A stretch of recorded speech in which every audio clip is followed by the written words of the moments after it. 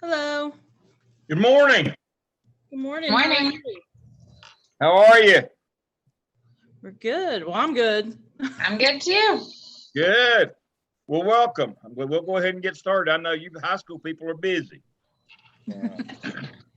I used to be one a long time ago. Heather, good morning. Welcome. Ms. Tolson, thank you for being with us today.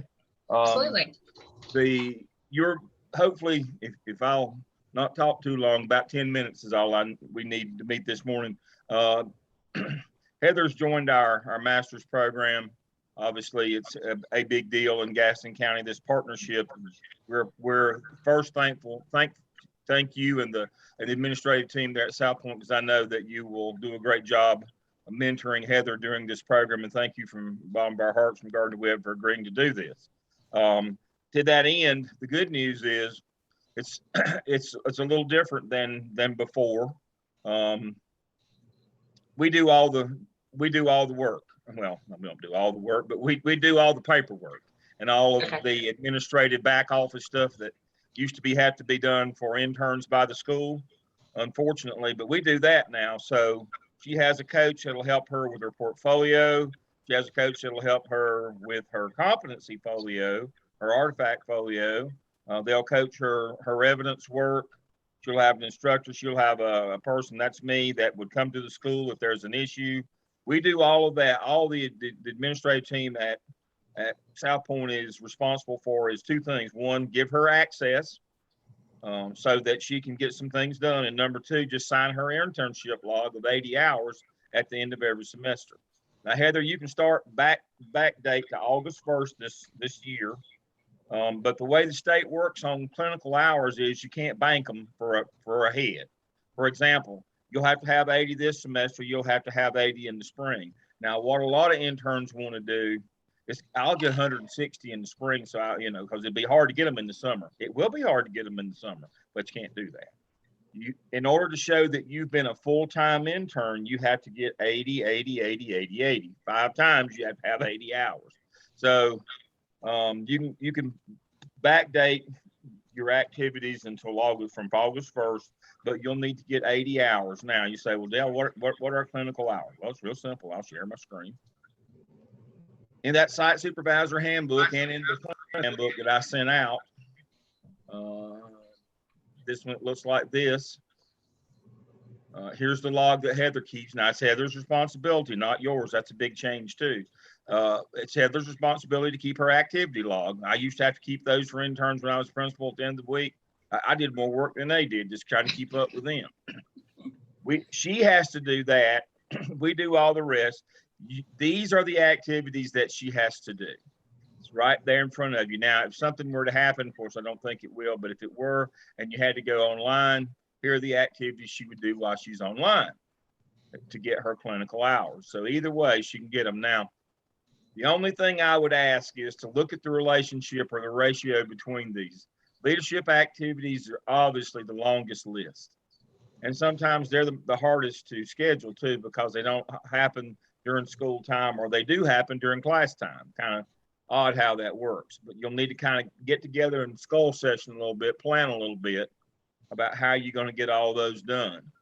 Supervision activities, that's the shortest list. As I've said, once you figure out bus duty, don't get run over and wear a coat long enough to cover you behind in the wintertime. You're good. You figured out bus duty. And then this is the piece where Ms. Tolson specifically is going to help you out the most. Your AP, your administrative team has to help you be more hands-on with you on this one, where they teach you the technical skills. Everybody knows what EVOS is, but have you seen the school portal from the one for the principal? Power School's the same way. The teacher portal on Power School, even though you're an EC teacher, Heather, yours is a little more involved than some others, but not nearly as many modules as the administrative one. So this is where you're going to kind of have a mentor or somebody to partner with you on these technical knowledge kind of things. It doesn't do a lot of good just to hand you the manual and say, here, read this. I mean, you'll physically have to be sitting at their portal because you won't have one. A lot of these things you won't be able to get into from your computer. They'll have to log in as them and sit there with you.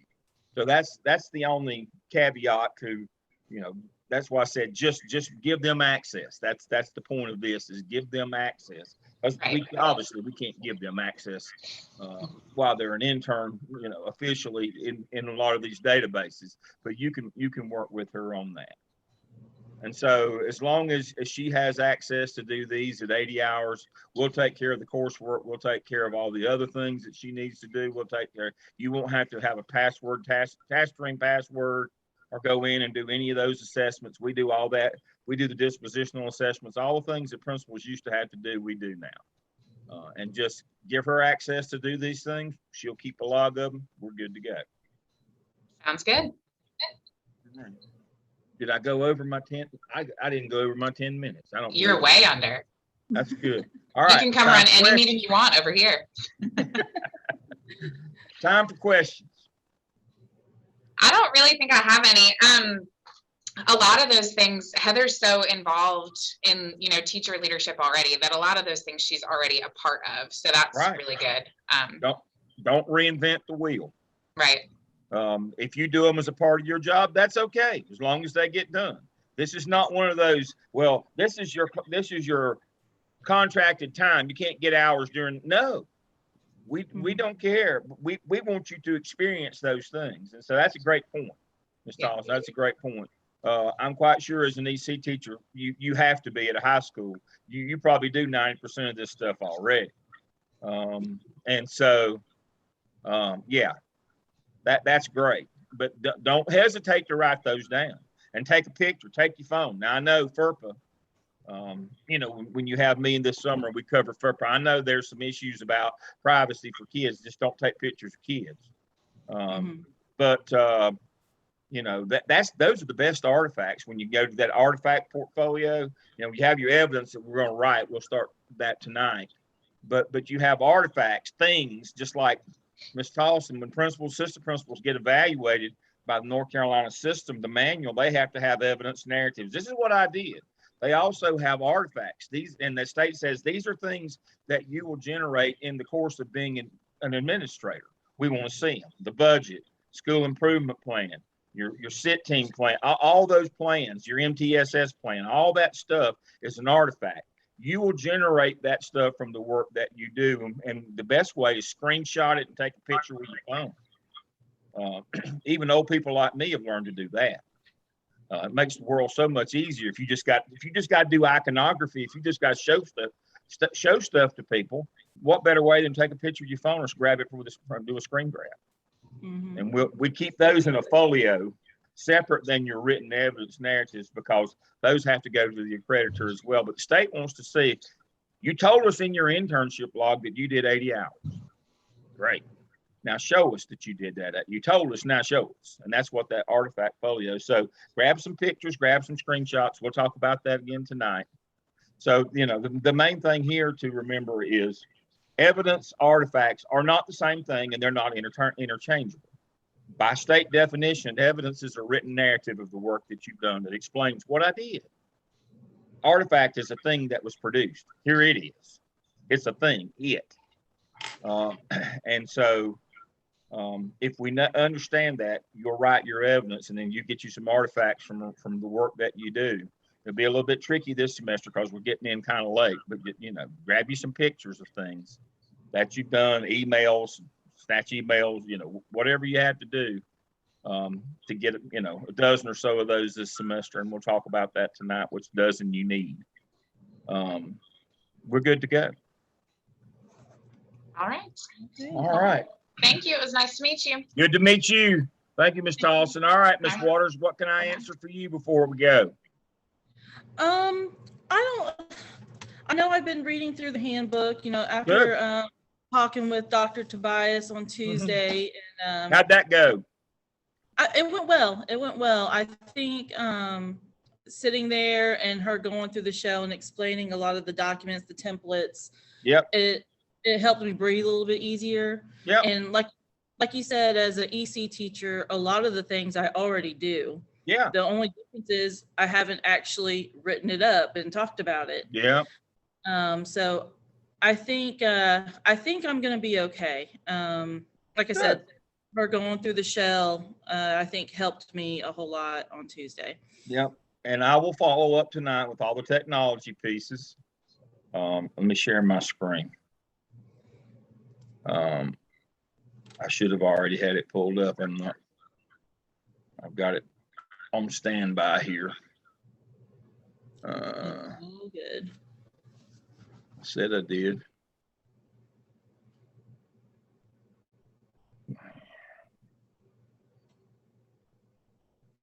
So here's the agenda for tonight.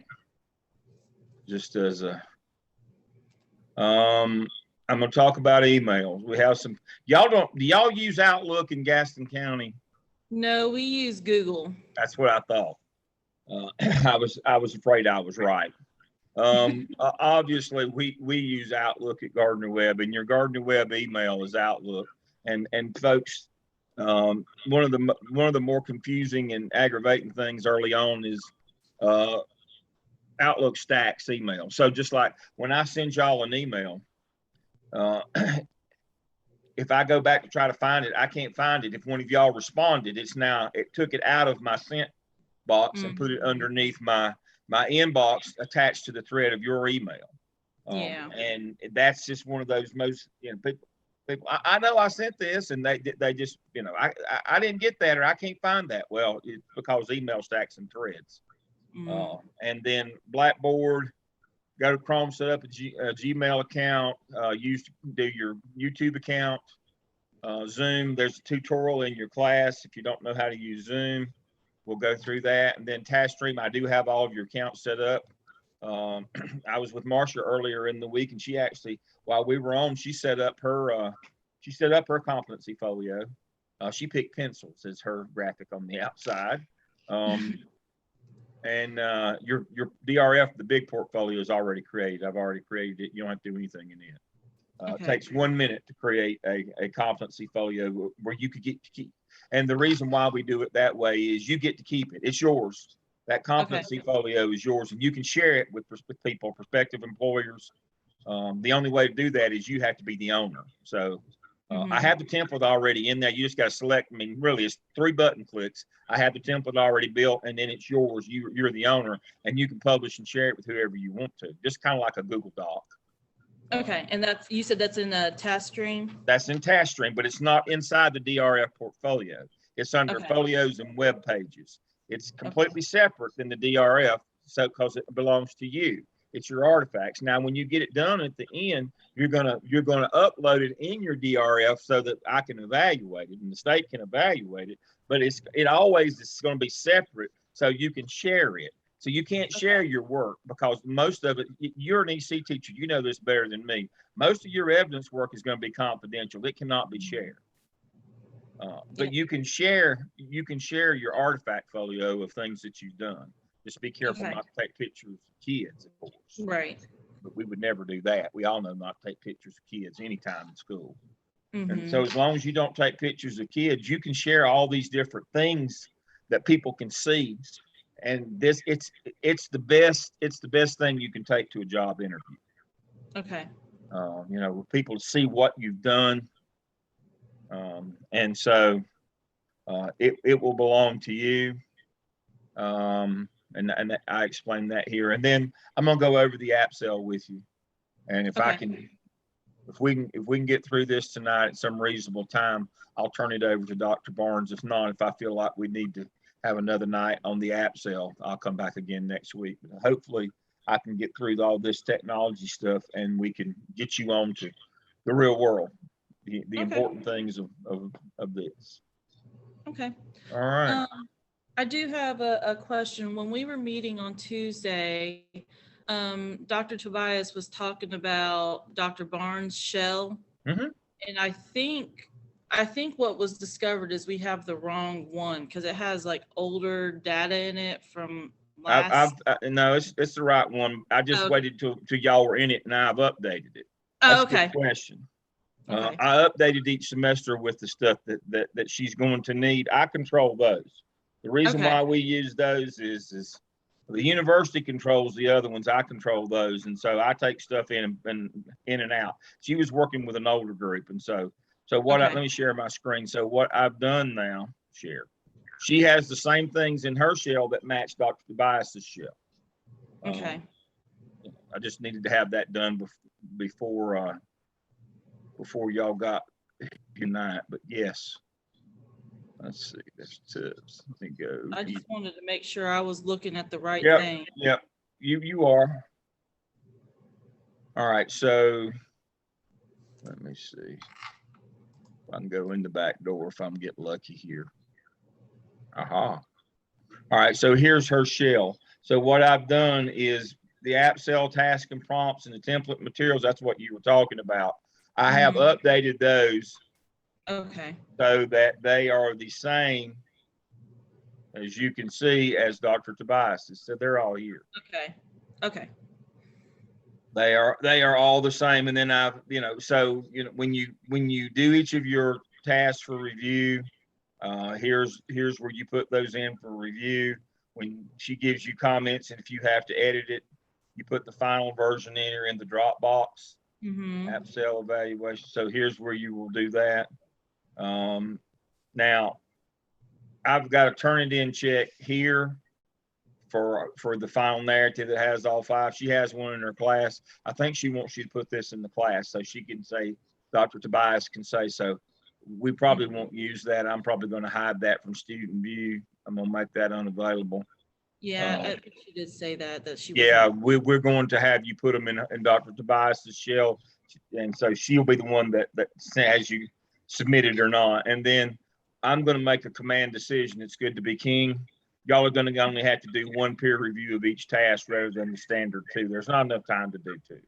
Okay. So you're only going to have to peer review one task with the people on your team, and so you'll have 4 peer reviews, and then you'll do. I'm gonna have you combine task 1 and task 2 and do 1 Zoom review. I won't have you do 3 and 4. Okay. I'm gonna have you do half on these. One written peer review, one video review instead of 8 and 2. There's not enough time to do that, so I've already made that command decision. So yeah, this is what it looks like. So I've got it all updated. Everything, y'all are in there. Everything is the same as what she's got, and so we should be good to go. Okay, and you said the other evening that we were not using the MELS 697. No, we won't use that one. We use this one because those clinical shells, I don't have control of them. Number one, I can't take stuff in and out, and I can't take students in and out. That's aggravating. But the biggest reason is those shells go away, and we have to preserve your work. That's a SACS deal, not CAPE. That's a SACS deal, and so we put them in these so that your coach has them for prosperity. These shells last 5 years rather than 1 semester, and then we can renew them and get them copied over. We can't do that with clinical shells. For whatever reason, they expire and they're gone into the ether forever and ever at the end of each semester. And so we have these. So don't worry about the 697 shell. It just represents that you're in a clinical. This is the shell you use. Okay. All right. And so that way we have a little bit of, if something happens and you lose your work, we've got it. Okay. We archive these. All right. What's next? I don't think I have any other questions at this time. Like I said, I've been reading through the handbooks. I've already asked permission from Ms. Tollison, like officially in an email to the PLC. I think I'm okay right now. Good. Okay. I have a operations question. Is Mr. Ford still there? Yes. All right. The only thing that I would ask, and I know how high schools are, every now and then, I don't know how often, but every now and then, check in with him. Okay. Just, hey, how you doing? Is there anything you'd like me to do? It's one of those political things.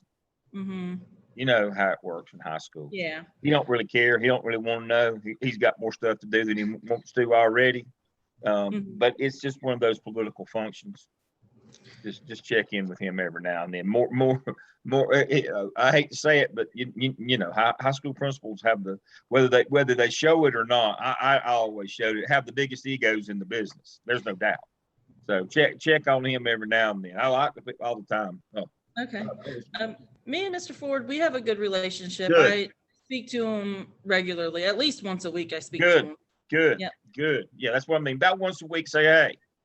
That's really all you have to do. That's all high school principals want. They don't need needy. They don't want or need needy people.